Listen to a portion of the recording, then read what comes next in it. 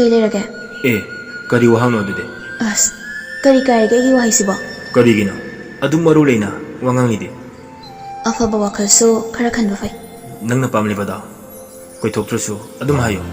Maru leina wangang bada. Ai kya haina de. Phare haina dradi. Haina gadauba kana gumbi ama yenglo. Ai khange. Nang ne ngondagi lafok na bu honari ba. Kai su kai de. Ehen bu pam da ba. Taibong pala sida kana bu lei bage. Adu bana wakal yaw mande. Aina ai kya pam ba ning badau bada. Wa ngang liba. Lahar ban hapu kanan. Ehen ba magi dama.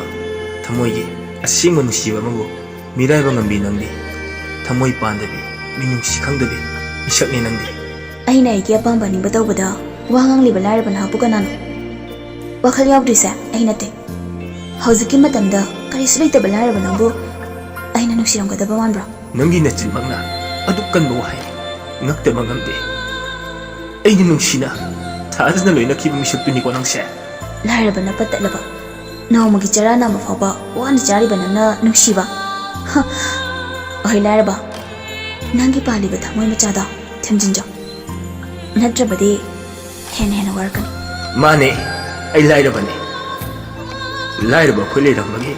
Nungwa ye fu na khole ram mane. Nungwa ye fu na khoi na. Lahar ba khoi bo. Aduk hanta na khali ba. Suk tu hat biri ba kari gino. Lahar ba khoi su thamoy pali. Nungsiba masak khange. Lahar ba khoi di. Mirak di hingba yada bro. Lahar ba na khoi di. Lahar ba masen hemina. Natik na pachadana awang ba thak lang kay khangano. Ngasigi namitagi amok hana pa parok lana. Punsi sa nungay na. Ining tam na lisatam jage. Jayet khoi na rakano. Nang siya.